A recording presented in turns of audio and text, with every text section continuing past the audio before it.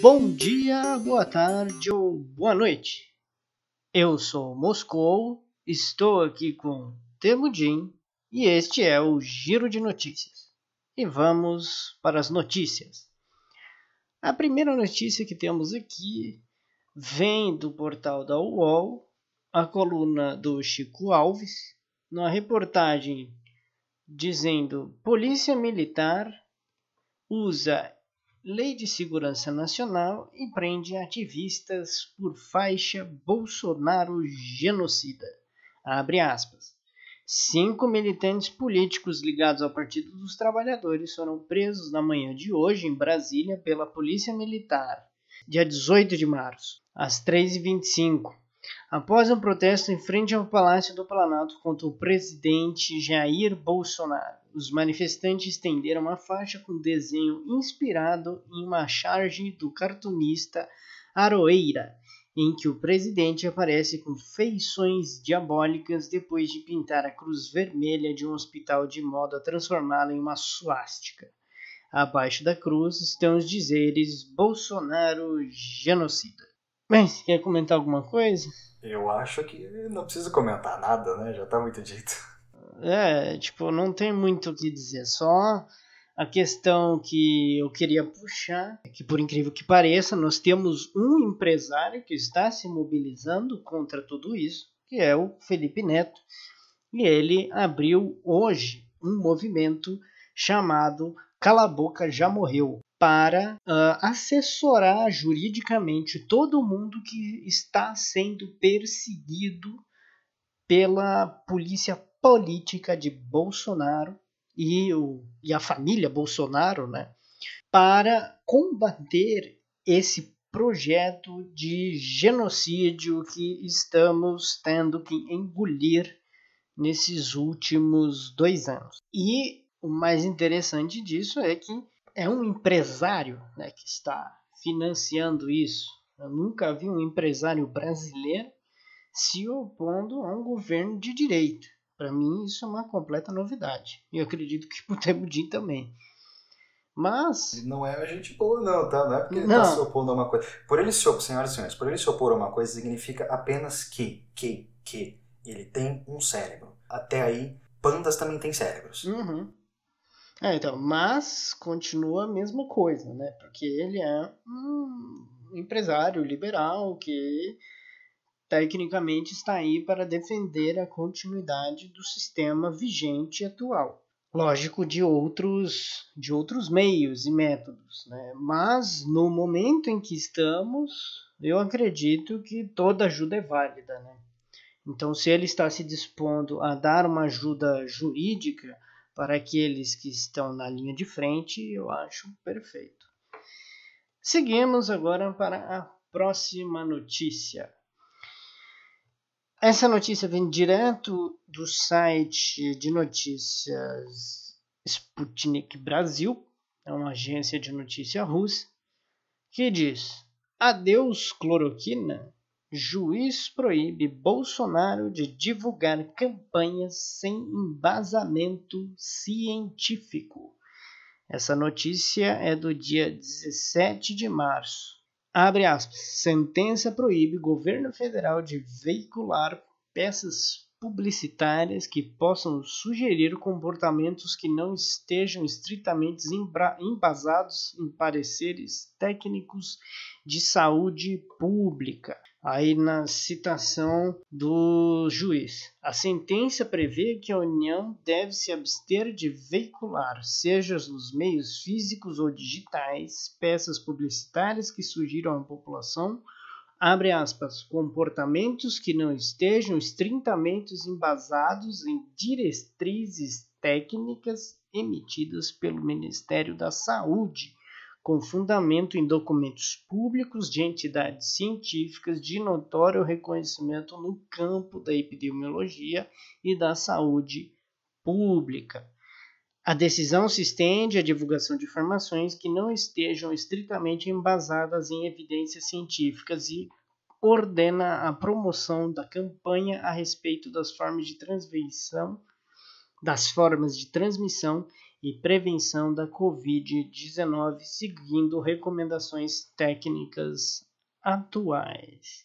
Por fim, o juiz também sentenciou a SECOM a reconhecer que a campanha O Brasil Não Pode Parar não estava embasada em informações científicas. Mais uma que os que têm um pouco de noção e não vivem no mundo de pobre ganharam, parafraseando o genocida Jair Bolsonaro. Algum comentário? Eu quero saber quanto tempo isso vai durar, pra ser bem sincero. Porque tem sempre essa história de, não, o juiz fez isso, que tipo de juiz é esse, se ainda tem recurso. Às vezes não dá em nada, gente. Às vezes a gente tá vendo aqui, tá achando bacana, ei, olha só, um juiz, alguém no jurídico, no judiciário, finalmente se opôs a... Não, às vezes não significa nada. Às vezes ele vai simplesmente passar o ministro supremo, ou alguém que gosta dele, e derruba. Então tem isso. Pela notícia, ignorando esse fato, né? É bom, né? Pelo menos ver que tem alguém, que a gente não tá 100% morto ainda. Mas, de novo, quanto tempo isso vai levar? É só isso que eu tenho pra comentar. Comentários breves hoje. Bom, seguindo aqui para a terceira notícia, que é bastante interessante também, e um tanto cômica, vem direto do Isto É, Gente, a coluna Gente da Isto É, citando o seguinte: Maju Coutinho gera polêmica ao falar sobre lockdown e Globo se pronuncia. Após dar o seu posicionamento sobre o lockdown como forma de conter os casos de Covid-19, Maju Coutinho gerou polêmica e está sendo muito atacada. Na terça-feira, dia 17, a jornalista falou durante o jornal Hoje da TV Globo ser a favor da medida, mas ela falou de uma forma que não agradou muitas pessoas. Abre aspas, da citação da Maju Coutinho. Os especialistas são unânimes em dizer que essas são medidas indispensáveis agora para conter a circulação do vírus. O choro é livre, não dá para a gente reclamar, e é isso que tem. Após a fala da Maju, internautas, políticos e telespectadores usaram as redes sociais para atacar a apresentadora. No Twitter, um seguidor disse: Maju Coutinho escancara todo o seu desprezo e indiferença com os pais de famílias mais humildes que nem sequer conseguem colocar comida na mesa de seus filhos com sua frase: o choro é livre.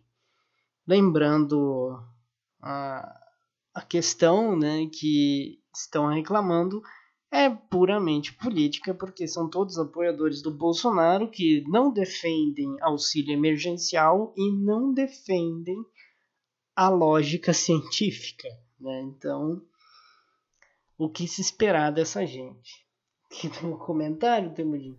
Maju Coutinho, sempre com seus comentários maravilhosos, eu gosto praticamente, porque teve um comentário dela fantástico, acho que foi no ano passado, quando teve aquelas chuvas fortes lá em Santos.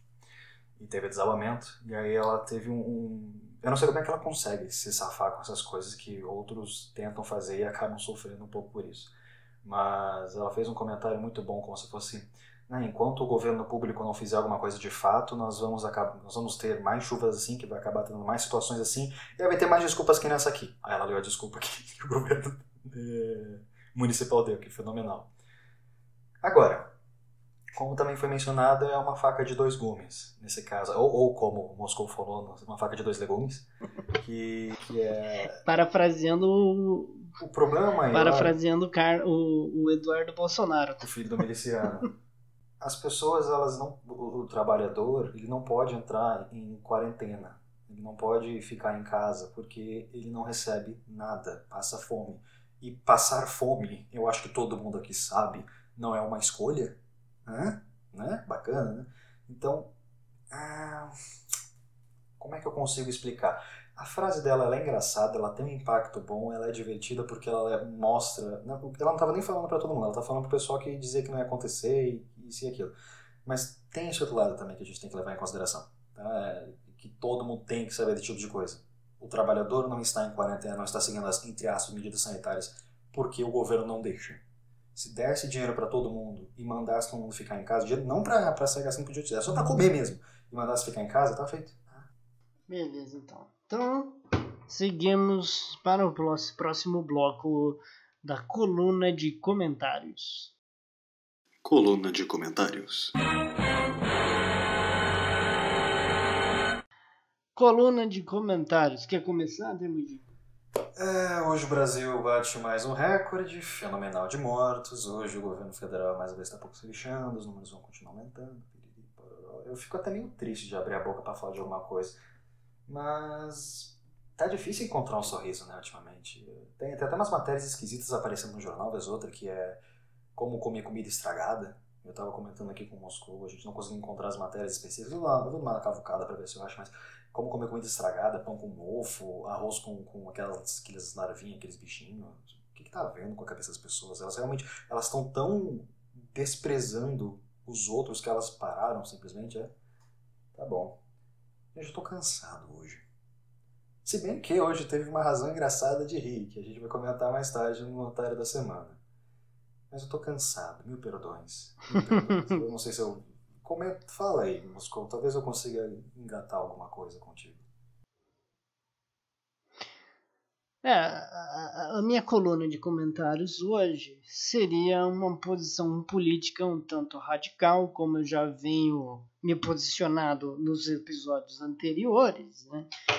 Em que eu, pessoalmente, gostaria de culpabilizar uma parte da sociedade brasileira conhecida como empresariado, que eu acredito que é a parte que está apoiando esse governo, é a parte que se recusa a ajudar o trabalhador e é a parte que se recusa a reconhecer sua parcela de responsabilidade por toda a atrocidade que nós estamos sofrendo desde o ano passado.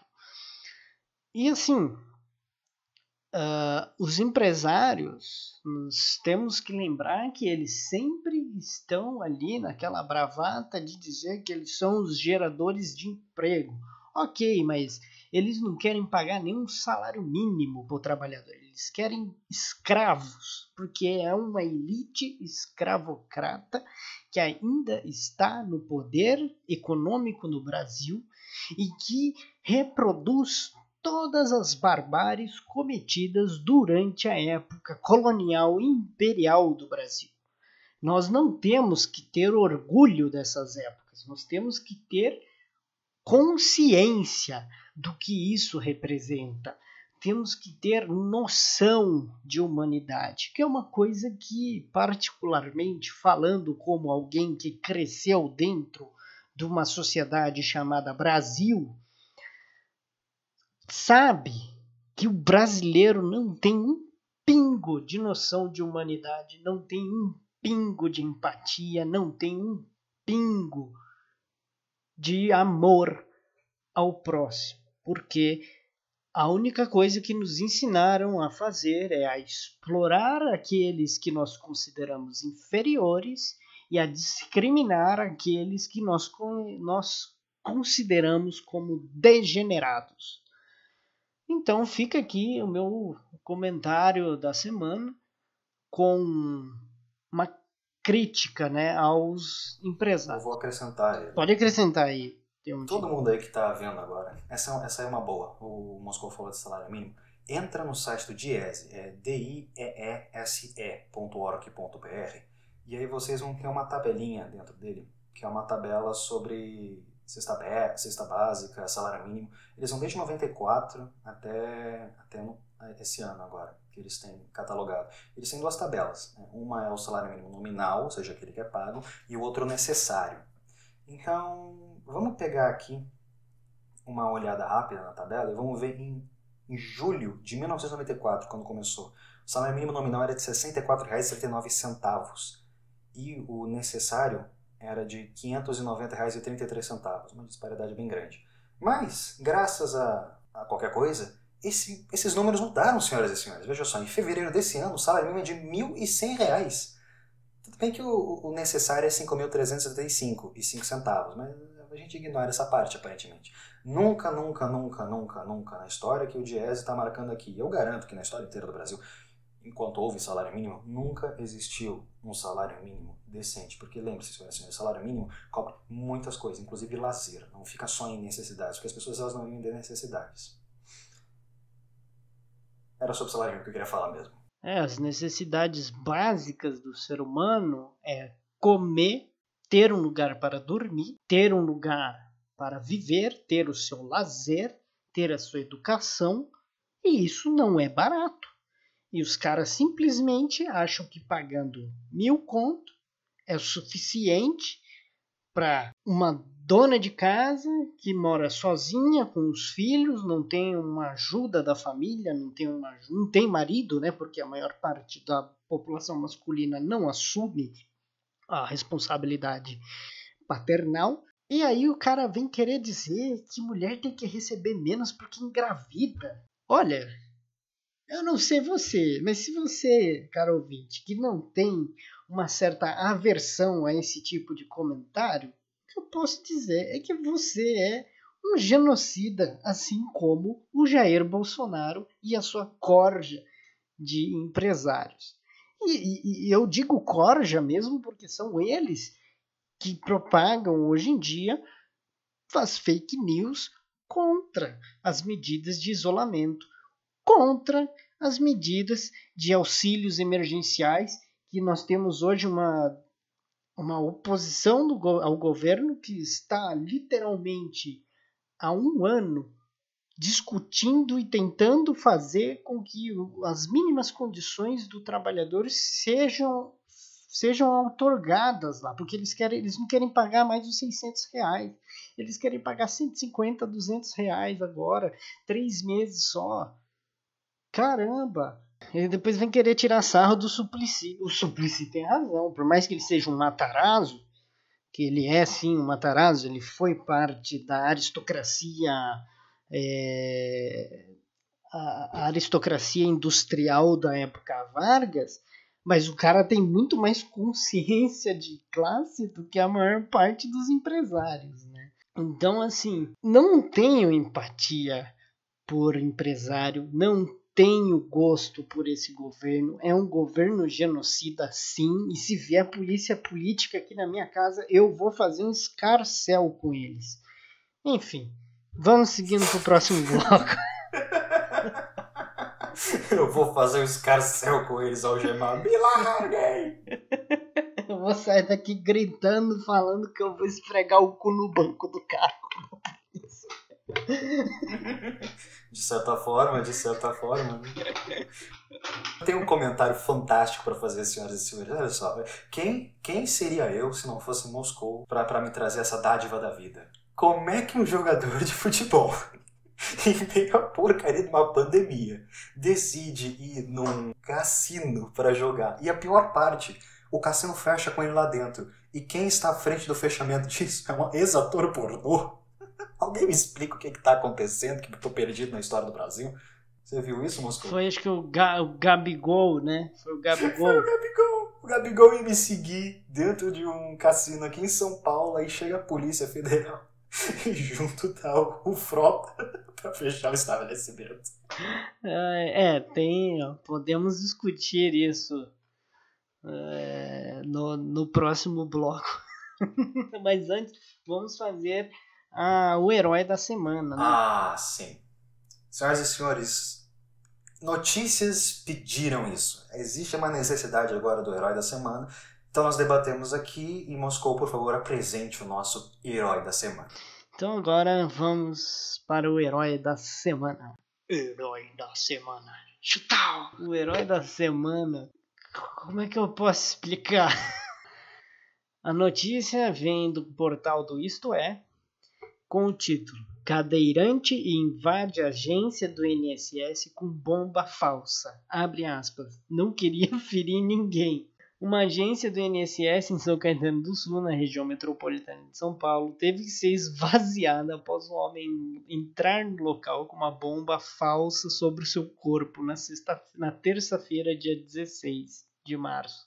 De acordo com Anderson Martins, de 52 anos, ele está aposentado há 1 ano e 3 meses por invalidez, mas até hoje não teve acesso ao dinheiro do benefício no valor de R$ 1.085. Em entrevista à Band TV, Anderson explicou que só nos últimos meses tentou 6 vezes resolver o problema na agência. Desesperado, o aposentado decidiu ir até o local com uma bomba falsa para chamar atenção.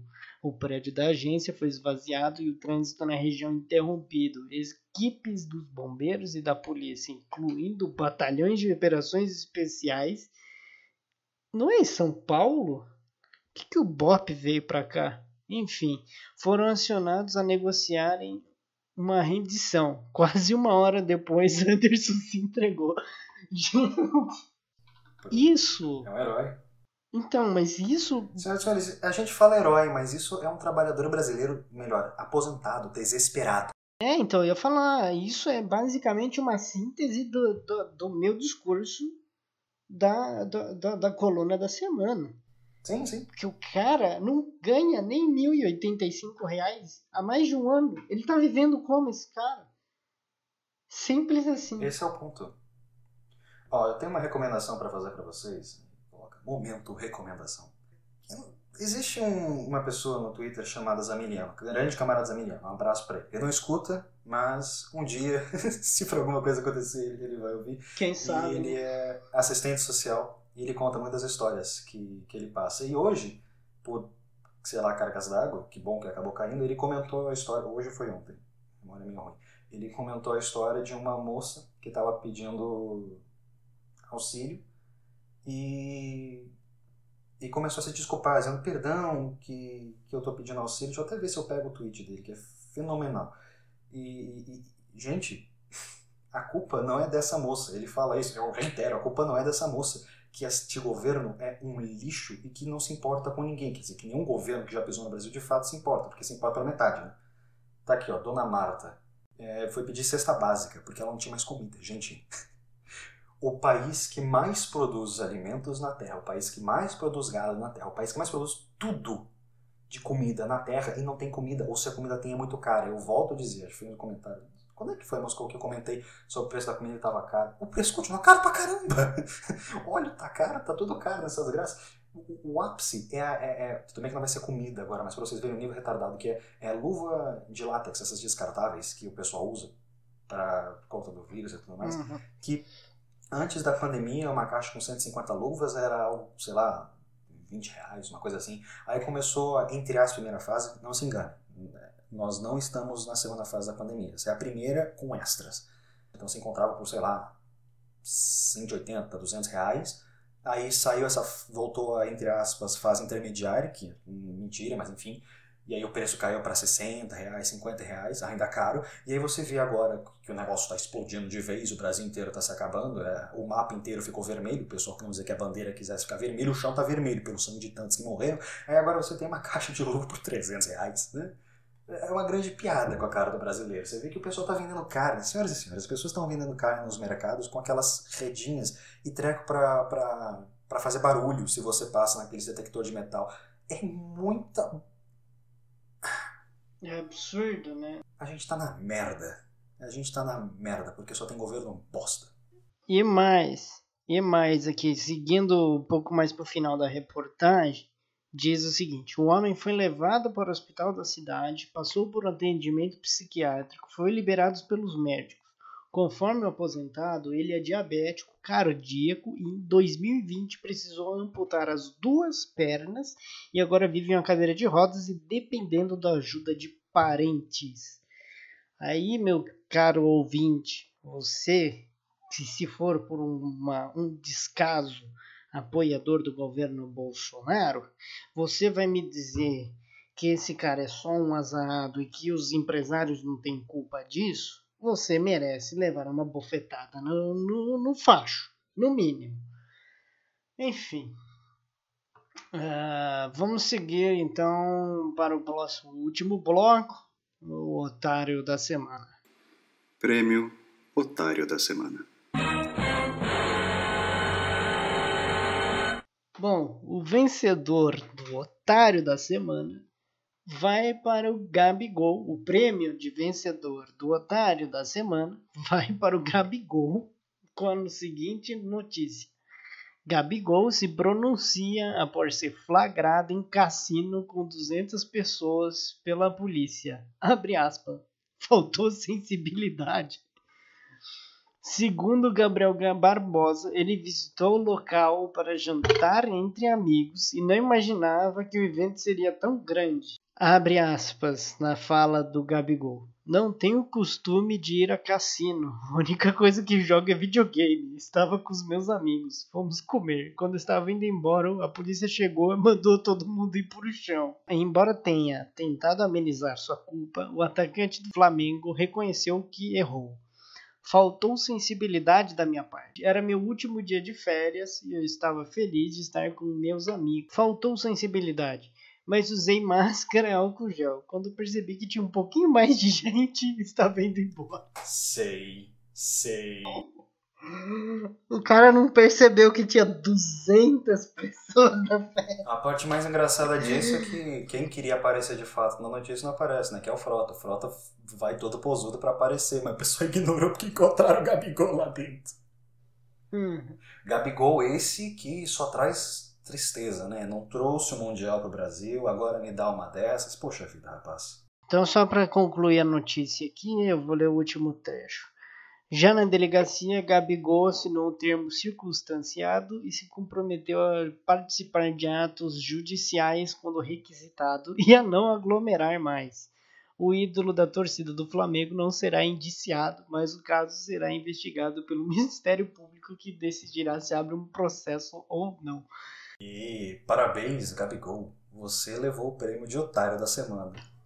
Inclusive, foi vinculado no perfil oficial do Twitter do Alexandre Frota o seguinte: essa madrugada a Força Tarefa esteve em uma festa clandestina dentro de um cassino. E acreditem, novamente diversos problemas e descaso com a pandemia. Além do jogo ser proibido, foi uma surpresa o que encontramos no local.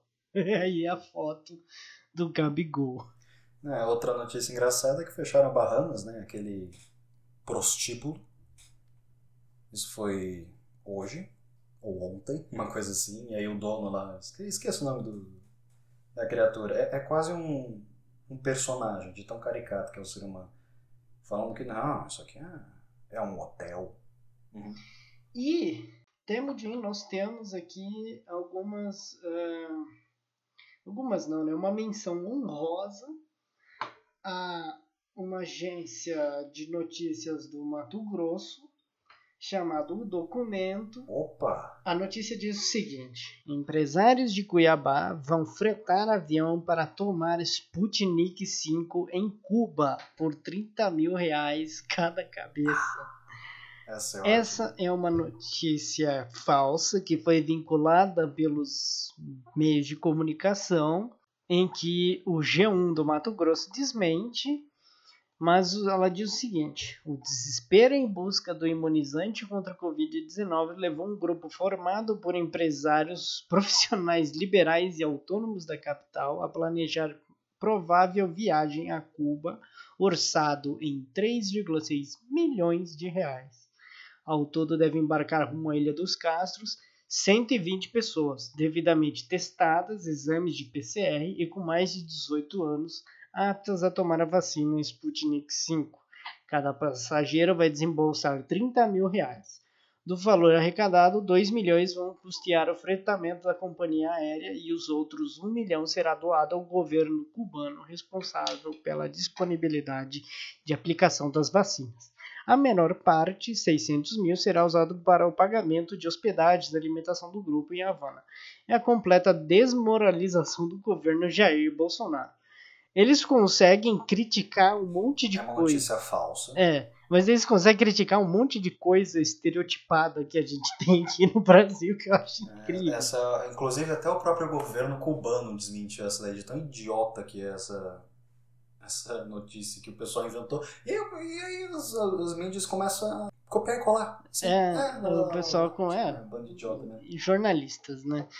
Aí no G1, publicado, né, que consulado diz que vacinação de empresários em Mato Grosso e Cuiabá é falsa e que país não cobraria altas somas por serviço humanitário. O Consulado Geral de Cuba em São Paulo afirma que, em nota, que o país não cobraria por um serviço humanitário. Óbvio, é um absurdo, né, você vincular uma notícia dessa que, porra, você está acabando com a imagem de Cuba, além de vincular a imagem dos Castro como se fosse dono da ilha, mas não é verdade. Ali é um governo e as ilhas são dos cubanos, não dos irmãos Castros, né, como eles falam. Obrigado, eu ia fazer esse comentário.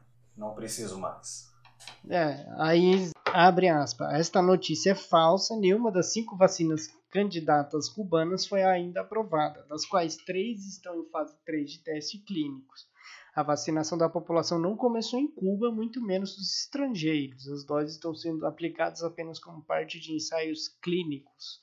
Talvez seja apenas o desejo desses empresários para o futuro, diz o embaixador Rolando Gonzalez. Os caras ainda são legais, né? Porque eles dizem que podem ir lá se vacinar. Essa notícia é do dia 17 de março. Bom, então, acho que encerramos por hoje. Nós estamos já com 36 minutos de programa, o que é um tempo recorde, né? Pela primeira vez, nós conseguimos rapidinho. O que foi isso? Foi uma blitzkrieg? Acho que é muita cocaína do governo com o Bolsonaro. Bom, eu sou o Moscou e eu fico por aqui até a semana que vem. E eu sou o Temujin e... 2 coisinhas agora para terminar, para vocês poderem ir. Primeiro é, se o vídeo é longo, assista em velocidade 1, porque cuide-se, você merece esse tempo para você. Não precisa correr com tudo, tá? Manda o mundo se lascar. Eu ia falar outra coisa. Manda o mundo se lascar e assiste alguma coisa devagar, assiste com calma o programa, desfruta as nossas vozes e as idiotices que a gente fala. E agora nós estamos presentes em todas as redes sociais deste mundo. Então, se você for no Facebook, você nos encontra. Se você for no Twitter, você nos encontra. Se você for no Instagram, você nos encontra. E se o Moscou que controla tudo isso, tá? E se o Moscou vir atrás de você no Tinder, manda um beijinho. Tá legal? Porque agora a gente tem Tinder. Eu não sei porquê, mas temos. Então, você pode ser assediado no Tinder pela nossa secretariado de propaganda. Se acontecer, manda um beijinho. E manda uma foto pra gente, eu coloco aqui nos vídeos. Fala assim... Bom dia, Moscou, e dá um beijinho pra ele. Senhoras e senhores, muito obrigado pela atenção e até semana que vem.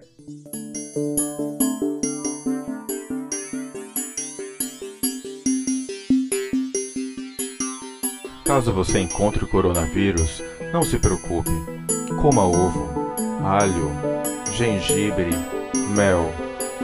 Mas também faça um pedido. Coronavírus, mate o presidente. Coronavírus, mate o presidente. Coronavírus, mate o presidente. Coronavírus, mate o presidente.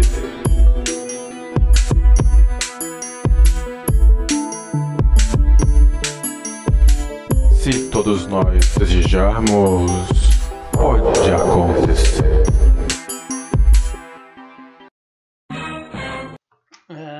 Vamos seguir então para o último bloco, o Otário da Semana. Otário da Semana. Olha, eu tô... Não vai colocar a musiquinha também? Canta a musiquinha. Leleque, leque. Esses especiais vão ser uma coisa...